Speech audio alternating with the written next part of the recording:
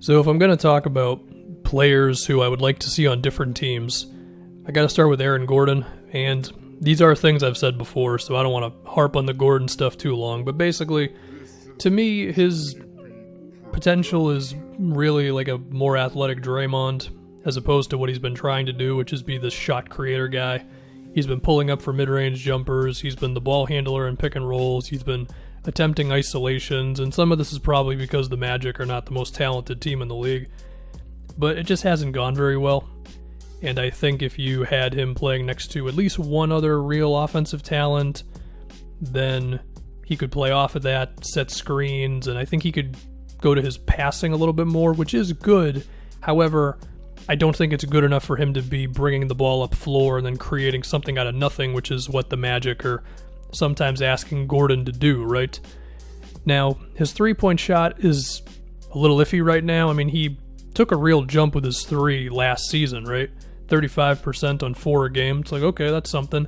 It took a nosedive this year.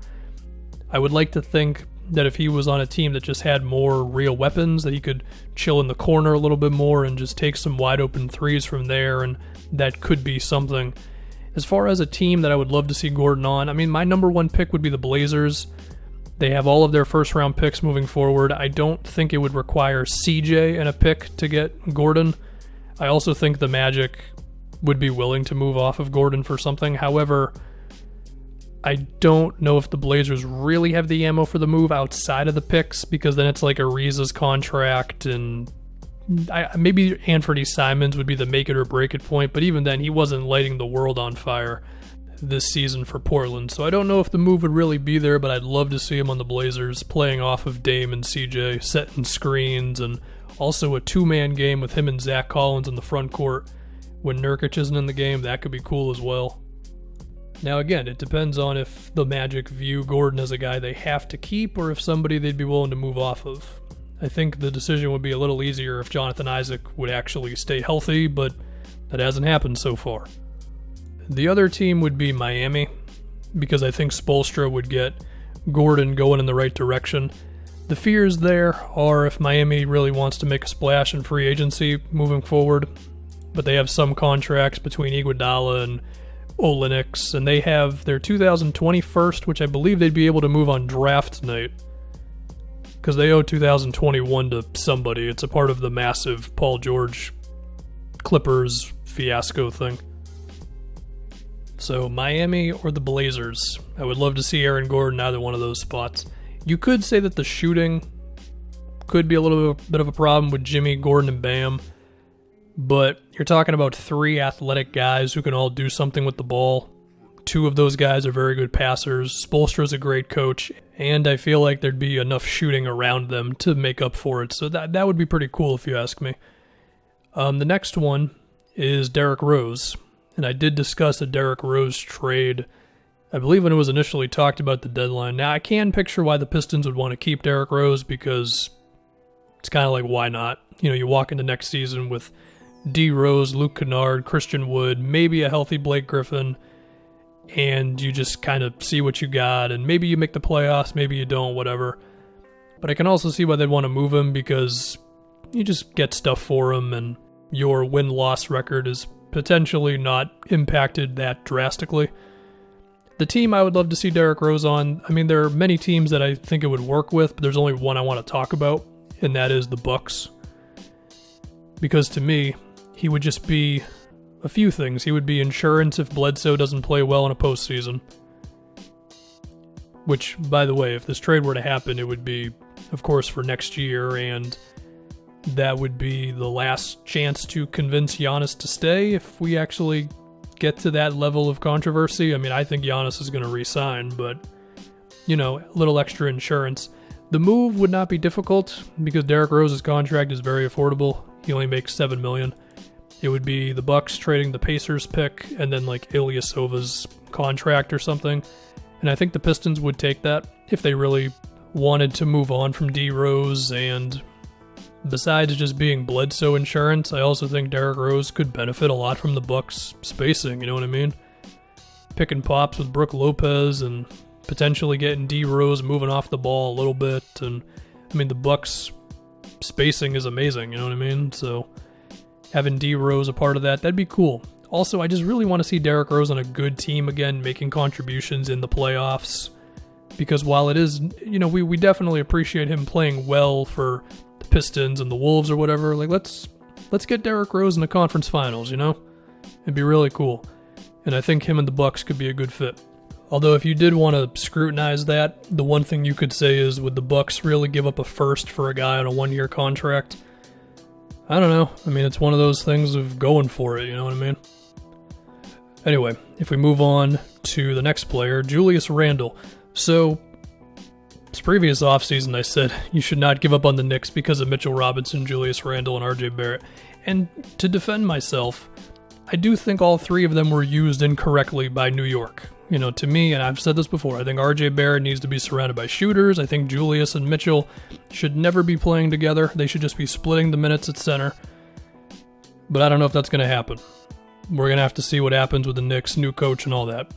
But the team I would love to see Julius Randle on is the Raptors. And I don't think it's insane to believe that he could end up there.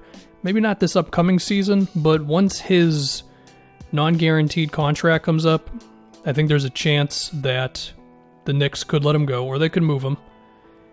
And I would be intrigued to see him playing under Nick Nurse, because I think some of the things that Nick Nurse has done, he could do for Julius. You know, moving Ibaka to center. He could move Julius to center. He could space the floor out more for him. He could really just hammer it into Julius's brain to play hard on defense and do all that stuff. I should also say the Raptors, as of right now, are about to have a lot of cap space coming up, and I don't think they're going to re-sign everybody between Marc Gasol and Serge Ibaka and Fred VanVleet. Like, you're just not going to be able to afford everybody unless guys are going to take discounts, and I feel like that could open the door up for someone like a Julius Randle ending up there. And I have to imagine the Knicks are not all in on, we have to keep Julius Randle, this is the one guy we got to hold on to. So I just think it'd be cool. Like, do I think it would really happen if you force me to say? I mean, probably not, but I think it'd be something to, like, just really see Nick Nurse attempt to get the best out of Julius Randle, because I feel like there could be something there, you know, a little bit more efficiency on offense, not as much of a black hole post-up guy, playing center, not killing the spacing, playing harder on defense, that type of thing. I mentioned it like a little bit, but I should also say it would probably mainly come from free agency, because as of right now, the Raptors, unless they were going to do some sort of a sign and trade, I don't really see how they'd get the money to trade for Randle. But again, they got a lot of cap space coming up soon, so it's an idea. The next one is my guy Monte Morris, who was not as otherworldly with his efficiency this year. His shooting was a little worse. His assist to turnover, it was still among the best in the league, but it wasn't like number one or whatever. I would like to see him starting for a team, because I feel like he could be one of the top assist guys in the league if you just kind of gave him the offense a little bit more. The thing is, though, he's not totally the type of point guard that we're looking for nowadays. I mean, he can shoot.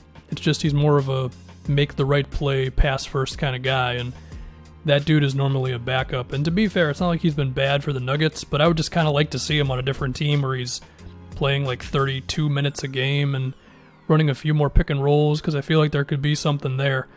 As far as the team I'd like to see it on, I mean, there's a few. The Knicks, but they're probably going to go for a point guard in the draft. The Bulls, they have a million guards, and I feel like they still need more playmaking. Those are pretty much the main two, if we're talking about starting. Because if he's going to come off the bench, then I feel like it'd basically be the same thing with the Nuggets. But again, I also think he's been pretty okay for Denver. I just want to see how good Monte Morris really is. You know, am I allowed to want that? I think I am. And if we're talking about one more, I may do a video on LaMarcus Aldridge, because for whatever reason, like, I know I've talked about the Spurs and moving on from guys, but I feel like I haven't talked enough about just LaMarcus Aldridge. And, you know, the fact that he shot more threes this year potentially opens up a lot of opportunity for him to be really good for a different team, because I think defensively yeah, like LaMarcus is not going to be in the running for any all-defense teams, but I believe that if you put him on a team with a good defensive system and you ask him to basically just stand in front of the rim and back up on pick and rolls, I feel like he can do enough for you there. Then offensively, if he's going to shoot more threes, which he was doing to close out this season for the Spurs and doing it pretty effectively, might I add, then he could have kind of a Brook Lopez-esque transformation, but I think it could be better because Aldridge has always been a better shooter than Brook Lopez, you know what I mean? Now, the hurdles here are, one, his salary. So maybe it would have to come... I mean, the Spurs would probably look to trade him if they really wanted to move on from the DeRozan-Aldridge thing. And I don't know who's going to be willing to match, $20 million or whatever it is for Aldridge. Or would it be in free agency? Potentially that. Another hurdle is Aldridge's personality. I mean, is he going to be willing to spot up? Is he not going to want the ball in the post a bunch of times? Is he going to fall off a cliff defensively? That's not really a personality thing. That's more of an age thing, but these are all factors in that, but I would just like to see it. It'd be cool to see Aldridge on a different team and see if he can be a bit different of a player, but maybe more of an impact guy in a different way for modern basketball. As far as one team, I mean, it would be kind of a meme, but could we see him on the Wizards? Just Aldridge and Bertans front court, chucking 23s a game, combined with Beal shooting another 7. It'd be like 27 threes from three dudes. That's not going to happen, of course. So, some other team, yeah, it's probably some out there. I don't know. But I might do a video specifically just on LaMarcus Aldridge. Maybe I won't. I don't know. Anyway, that's it. The 5 dudes who I'd love to see on different teams. Aaron Gordon, Julius Randle, Derrick Rose, LaMarcus Aldridge, and Monte Morris.